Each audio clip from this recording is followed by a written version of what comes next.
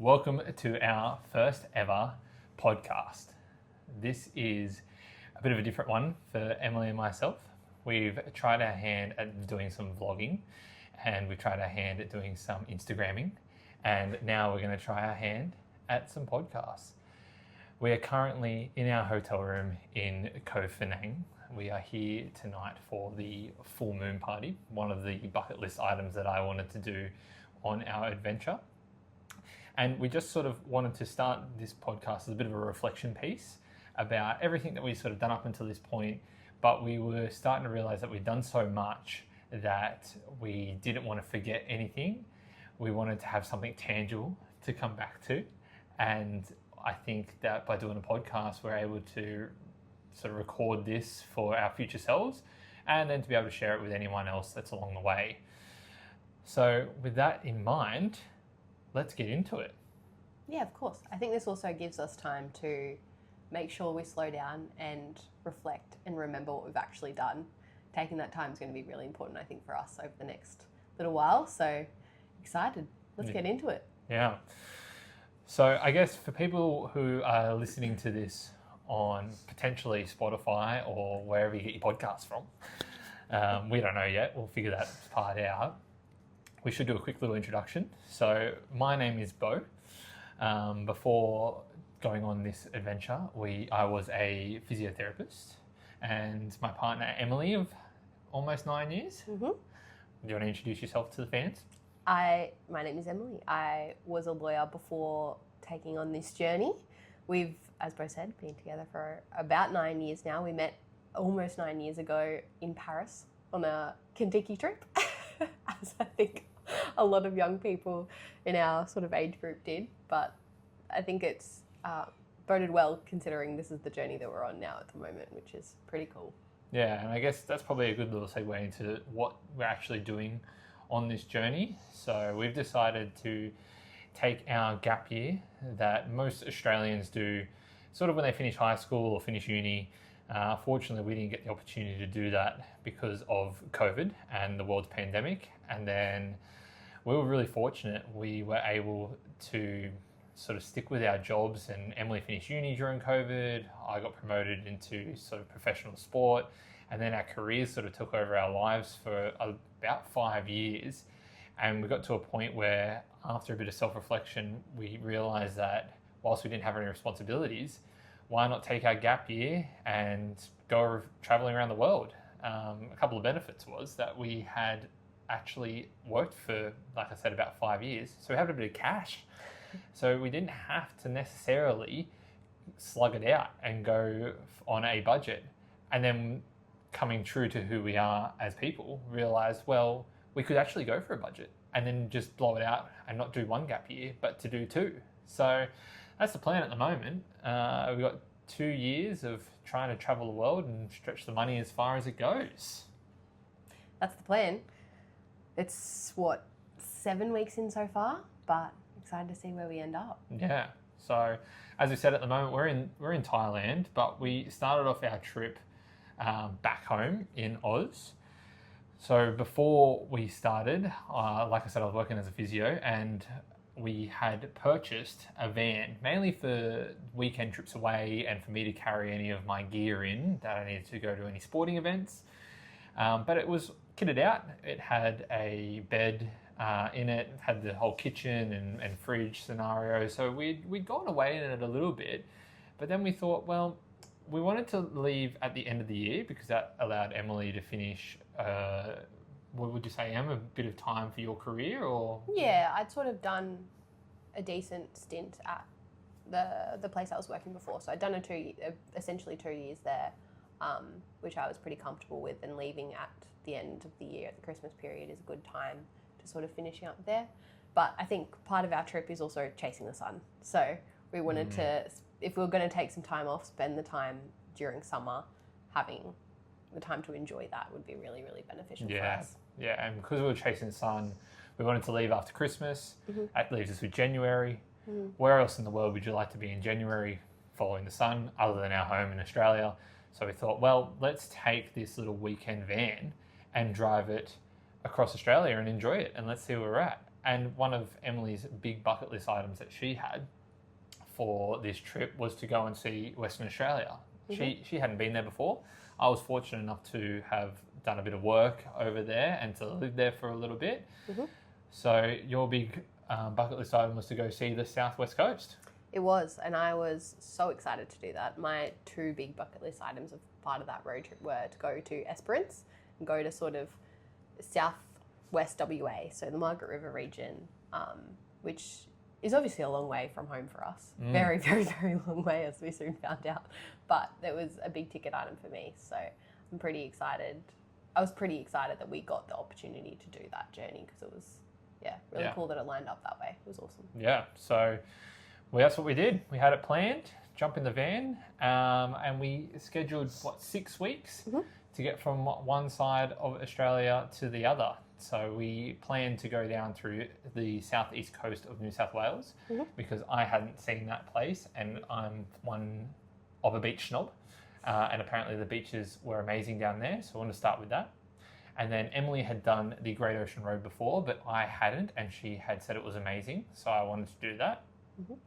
And then from there, we basically just wanted to get to Esperance. Now, that is a long way. That is about 3,500 kilometres from the Great Ocean Road to Esperance.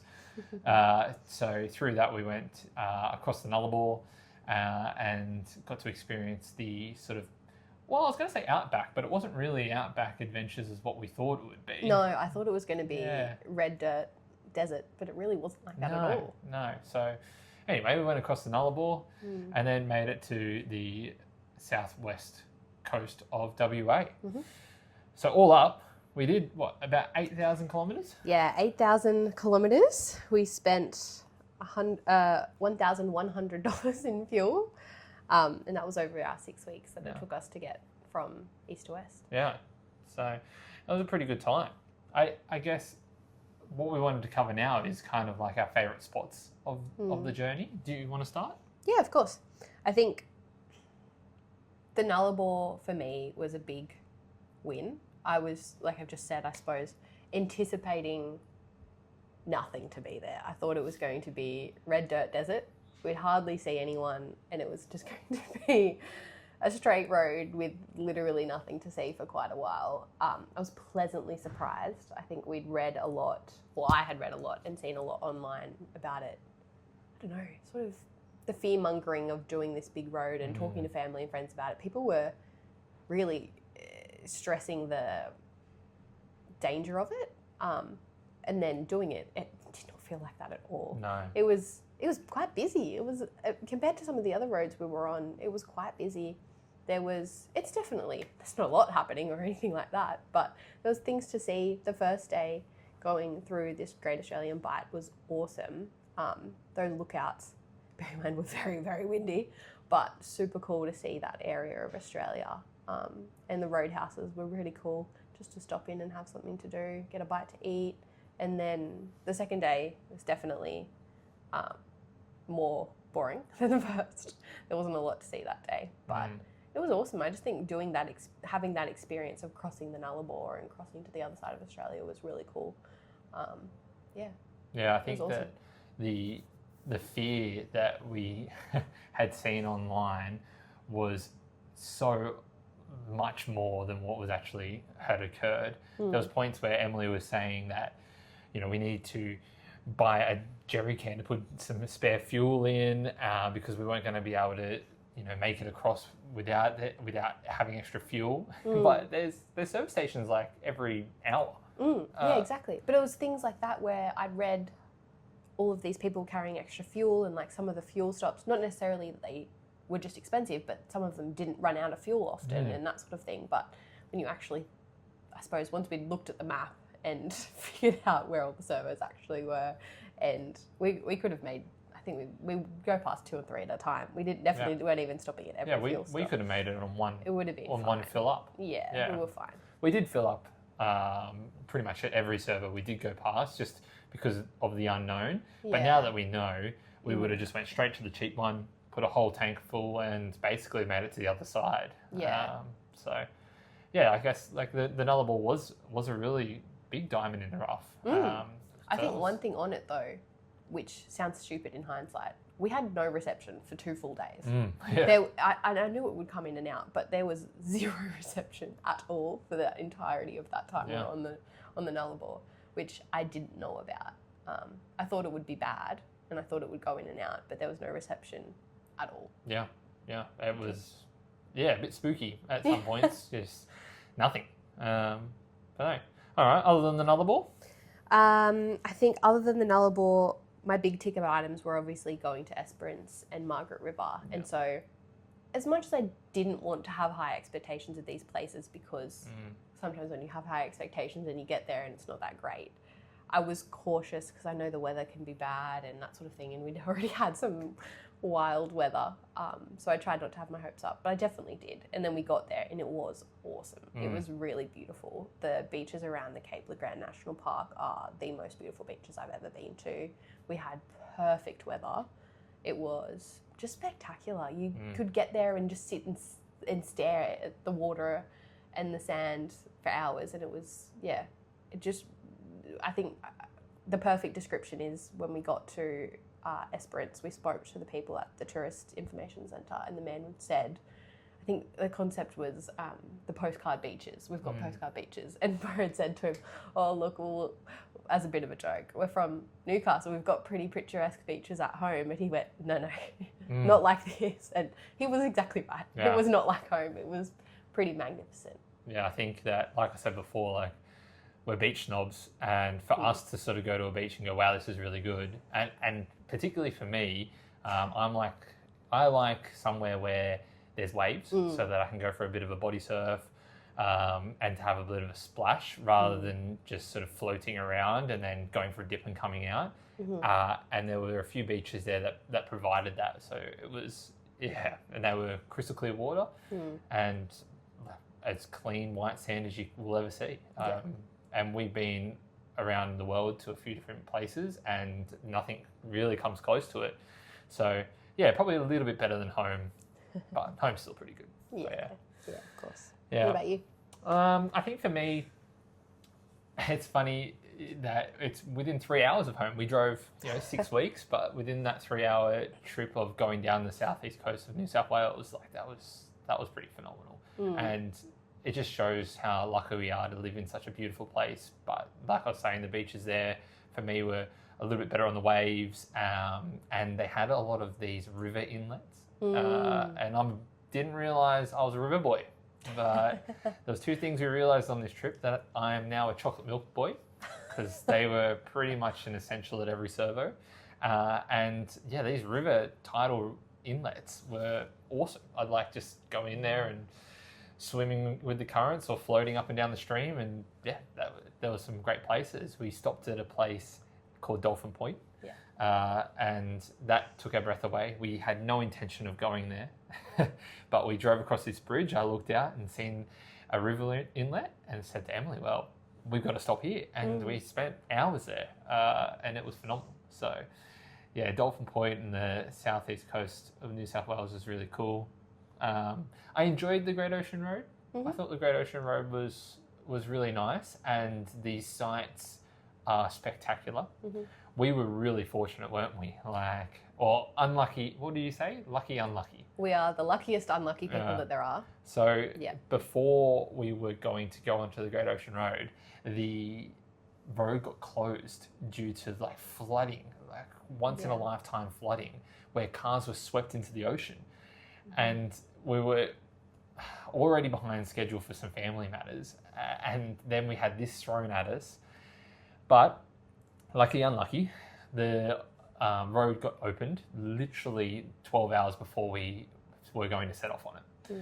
And so when we were driving the Great Ocean Road, there was nothing there. There was no buses, there was no caravans, there was no tourists, because everyone had, presumably changed their plans. I think all the tourist buses had already rerouted, because the road reopened at about 10 p.m. Yeah. And then we set off, which initially we were going to take a different route. But we'd set off at about 8 o'clock from Melbourne on the Monday? Yeah. And the road had just reopened, so all of the tourist buses for the day had already rerouted to go a different way. So it was actually pretty quiet. So we had it pretty much perfect, and there was some places that we had to ourselves. Remember that? So many. That place that we had. in near the 12 Apostles. There was no one else there for like 2 or 3 hours. Yeah. But the thing that took away from it, the flies and the wind. Like if you check out our YouTube videos of the flies, they were ridiculous. There was over 50 on me at one point, and they would go for me. They wouldn't go for you. No, they didn't like me nearly as much. Yeah. And I'd anticipated there being a lot of flies in WA or on the Nullarbor. I didn't realise that we were going to hit them so early. Yeah, it was. And to be fair, they never came back. Not like that. No, it was basically once we left the Great Ocean Road. We never saw them again. Yeah, even the Nullarbor was all right. Yeah. But touching on that, we did have to change plans for the Nullarbor. It was supposed to be 50 degrees plus on the days that we were driving there, which might have brought more flies. But we were told by the locals to avoid that, plan of driving on those days. Yeah. And we ended up discovering the Eyre Peninsula, and that was really nice. I think the Port Lincoln was really good. I think the actual drive on the Eyre Peninsula wasn't exactly that fun or very interesting, but Port Lincoln was really nice, and some of the little surrounding suburbs were really good. We could just jump off the jetty and enjoy like the Tommy ocean. Bay. Yeah, Tommy Bay was awesome. really good. Yeah, so I think they were really big highlights for me. I enjoyed watching you like Esperance, and I enjoyed them as well, but I think I knew what was coming with that, and so I enjoyed the places that I didn't know, such as the Dolphin Points and the Port Lincolns. They were really cool. But then the last one we both had on our list, Quokka Island. Hey, the Quokkas, they were unreal. At Rottnest Island. What do you think? That was awesome, because I think we'd always wanted to go, but we didn't know if we'd have enough time, and we ended up having enough time to go. So that was super cool that we got to go and spend the full day there. And it was so much bigger than I thought it would be, to be fair, because you can cycle around the island, but there is just so many stops. Like we spent the whole day there, and I don't think we've covered half of it. And I would go back in a heartbeat and do it again. I think it was really spectacular. The coastline, the beaches, the snorkeling. Yeah, it was snorkeling. Great. I, to be fair, hadn't done much research about it. I knew that the quokkas were there, and I knew that they were cute little animals, but I had no idea about the snorkeling factor. And so when we rocked up, Emily had organised this snorkeling gear to fit on the back of very poorly designed bikes, might I add. But yeah, the snorkeling there was actually really, really fun. You could just walk in off the beach and take the snorkeling off the back of your bike and off you went. We did have one moment where we went down a cliff face and went to snorkel, and there was a little map that said you had to go around like the headland. And so we looked out to the headland and there's no one else there. And Emily goes, well, we're here, we're going to do it. So here, two little Australians, two little koalas, set off, and we have never swum faster in our lives. Oh no, I was a bit scared about that. Yeah. It seemed safe enough because there were boats docked, but the designated sort of snorkeling zone was in one section, and we were at this part of the beach, and we had to obviously get across. But the only way was to swim across. Yeah. It seemed like it had to be done, but there was no one there. So it was we were early, I suppose, and there were people doing it after us. But yeah, we definitely... I think we set the trend a little bit. I don't know if we should have or not, but I've never swum faster. I was beelining it straight for the netted zone. No, so that was a funny one. But Rottnest was really good and heavily recommended. Oh, well, you spent 6 weeks in a van and you've driven thousands of kilometres. What do you take away from it? I think I really liked the whole experience, but there is a lot of lessons that I learnt being in the van. Taking it slow, I think, would have been great. We just didn't have the time. And I think we were pressed for time, so we were trying to cover a lot of ground in that period. It was still great, but there was a lot to do every day. Finding somewhere to sleep, getting food, cooking food, which honestly, I know this does sound a little bit ridiculous, but finding somewhere to sleep, driving a few hours, doing all the sights, seeing all the things you have to see, often, which for us would involve a big walk, a big hike somewhere, swimming, all that sort of stuff, then going shopping, getting food, making sure we've got enough power, dealing with the solar system issues. Yeah, the list just sort of never stopped, didn't it? Yeah, it was actually... It sounds silly and a bit privileged, I understand that, but it was quite exhausting. Yeah. And it sounds funny that you say that we were pressed for time, but we're taking 2 years off. And you're living out of a car. So it can't be, you know, it surely can't affect your budget. And then it surely can't affect having a few extra days here or there. But some of the things that we wanted to do overseas, like where we are now, and to go to this full moon party, they're on specific dates. So you don't realise it, but you take 2 years off and then suddenly you're just on the time frame again. So, but we did take away the fact that we are now travelling and we're spending pretty much absolute bare minimum of 2 nights in a place. But we're really trying to push that out to at least 3 nights in every single place. And I think the van trip taught us to slow down as much as we could as well. So it was a good tip to learn straight away. That was good. And I think we've done a really good job now adjusting to that. Yeah. Which has been good. Yeah, I believe that your FOMO is getting a little bit under control. Yeah, I've made peace with the fact that I'm not going to see everything, and it's okay. Yeah, you just can't see it all. Yeah. But what about the actual van? The actual van setup wise. How would you help someone that is going to potentially look at doing this and look at the van itself? Like, if we were to look back at our time and reflect, what would you say? I think our van, structure-wise, it converted, so we could sit in it and we could sleep in it. We had it set up for sleeping the entire time. Yeah. We did not use it to sit in it. I don't think what we thought really was that you'd have this seat for a rainy day. Yeah. So that if it's raining outside and it's windy as, you didn't have to sit out in the rain. We did have an awning, but you know, the wind gets underneath that, and then that blows up as it did many a times. So we wanted to have this seat that was inside and out of the weather. And we thought it was such a good idea when we bought the van. Great idea. This is perfect. This is exactly what we wanted. You can sit in there, you can do your work, you can sit and read a book, there's space, you don't have to be in bed. And then on our trip, we just would sit in the bed. Well, the biggest failure of our design was that on a rainy day, when we wanted to sit inside, you'd have to take everything out of the van to then change it into a seat. And so you take everything out, put it in the pouring rain, which we obviously weren't going to do, and then reset it back up and it would be all wet. And it's not practical. It's just not practical. So for anyone getting a van, I think that's one of my biggest takeaways is that you only need a bed in the back. With like today's technology, you have your iPad and your phone anyway, just sit down or lie down and chill out there. Yeah, it was, that's a big learning. The biggest one then, storage. Oh, yeah. And I think we obviously had too much stuff because we packed to do the van trip with all of our stuff that we're taking on this journey for the next 2 years. So we have our big backpacks. We obviously have too much stuff with us. And I understand that, but we did not have enough storage in that van. No. Lugging our bags back and forth from the back of the van to the front seat every day. Oh, that was doing my head in. Yeah, that was a nightmare. Yeah, just more storage to put stuff would be great. I think when you look at vans, you go, oh, I've got all this storage for things that we're going to use in the van. Correct. And then you don't realise that actually you need storage for yourself and your stuff as well. Yeah, where do you put your book? Where do you put your clothes? Where do you put your beach towel? Yeah, all that stuff Little we things. just didn't really think about. So, yeah, for the next van or for anyone else doing it, think about where you're going to put your things because that's a huge one. And then the last thing that we probably need to talk about for our van is our solar situation. Oh. So I might jump in there. So day 2, we look at our voltmeter and it is below 12. Now, for anyone that doesn't know about voltmeters, and I don't expect that you do, because also us on day 1 really didn't have a clue. I had no idea about a voltmeter.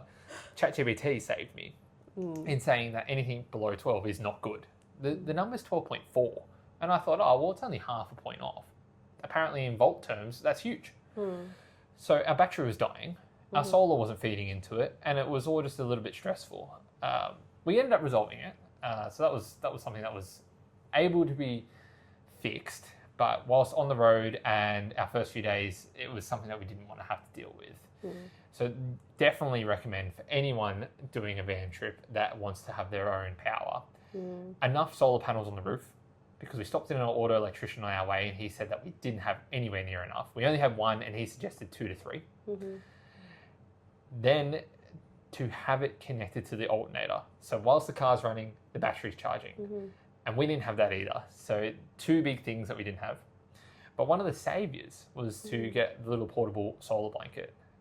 So on a day where we knew we'd set up for a couple of hours, we'd be able to pull out this tiny, what would you say, slim packed solar packet thing? Yeah, it's a blanket, a solar blanket. Yeah, and it just pull out with a few different panels, and we got it so that we could just clip it straight in, and it was just an extra bit of charge for 4 to 6 hours, and it would basically charge our battery from nearly flat to full in that time, whereas the roof solar panel would take 5 to 6 times to do that. So get your solar. I think get it reassessed. Yeah. By a professional. Just get it done pro. Don't try and do it cheap. Just spend the money. The auto electrician that we spoke to was so knowledgeable. Oh yeah. And within 5 minutes looked and went, oh, you need to do X, Y, and Z. Oh yeah. It would cost all of about $400. Yep. If we had have done that at home when we were told it was going to be so much more and spoke to someone else who said it was going to be that, it would have just, the headache wouldn't have existed. Yeah. Just spend a bit of money, get some advice and do it properly. Yeah. Oh, I guess the last things that we sort of want to talk about is a couple of the negatives that we had in driving across Australia. And one of the, maybe it's a positive and a negative, but the thing that we can reflect back on is the sheer size of Australia. Yeah. It's huge. Yeah. Like 8,000 kilometres, you go, oh, okay, like, you know, that's just sort of a number. But when you're driving that, it just takes forever. Like we were driving, I would say on average, 4 hours a day in most times. We did have to go back home for a week, so that kind of upped everything. But there were some days where, you just drive 4 to 8 hours. There were then a couple of days where you would sit down and relax and stay in the one spot.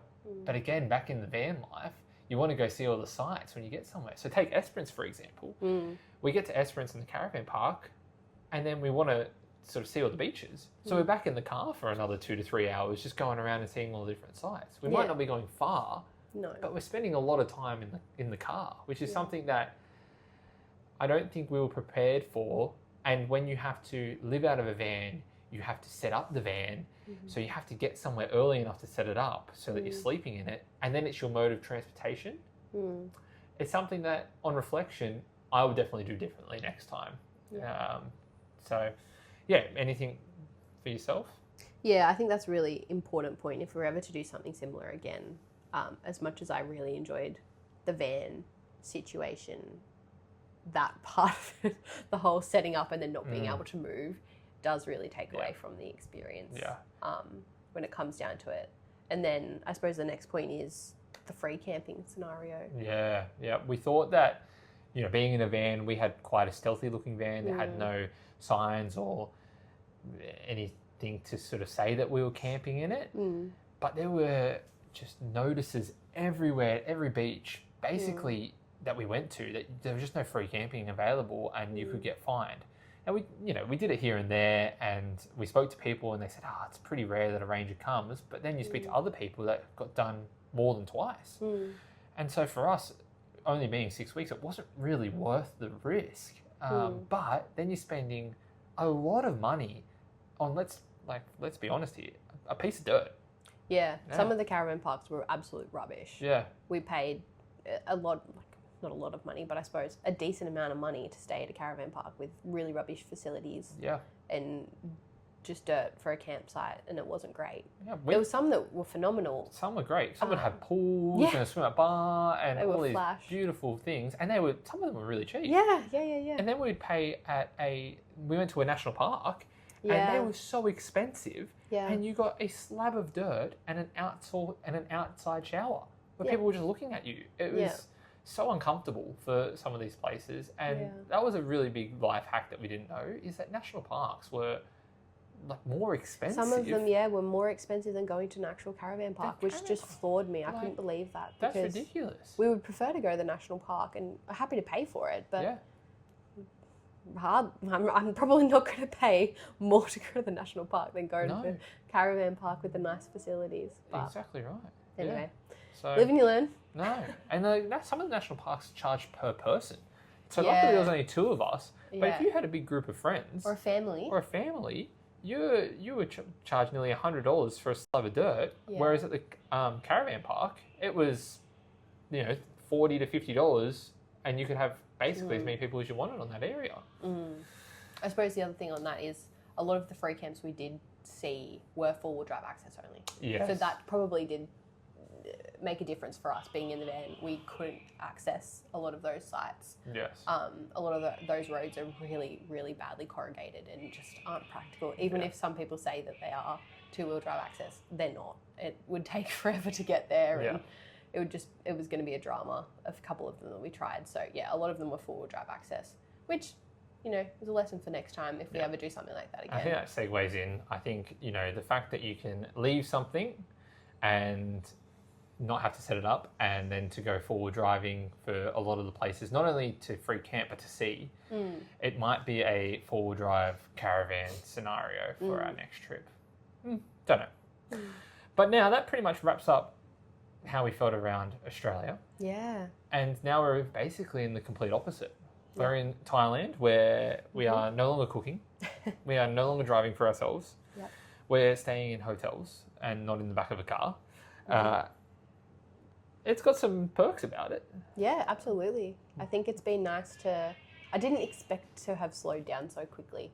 Yes. But getting here, we've really been able to slow down fast. Sounds a bit contradictory, but we've been able to slow down as soon as we got here. We flew into Old Town, Phuket, and it was lovely. Yeah. I think when I thought about Thailand, I think about probably more Bangkok or Patong Beach, where it's quite busy. Yes. And we've really just been island hopping whilst we're here. Yes. We did do the whole Patong experience, and it was busy. It was busy. But it was still fun. Yeah, we only spent a few days there, and heavily recommended if you haven't done it. But we spent a few days there, and then, like you said, we've been to Phi Phi Island, and then to Ao Nang island hopping, and now we're on the Full Moon Party Island. Like, it's just been island time. And we're here for another 10 days. Yeah. So before we go into the hustle and bustle of Bangkok. Yeah, which I think we'll be ready for. Maybe. Yeah. We might be over island time, as funny as it sounds. Yeah. Well, that pretty much wraps up everything that we wanted to discuss today. And Yeah. we're conscious for time. So I guess the plan moving forward is to do one of these a week, self-reflect, leave a message for our future selves, and for anyone else that wants to be part of the journey, they're more than welcome to come along for the ride. Yeah, stay tuned. Yeah. Keeping up with the koalas. See ya. Bye.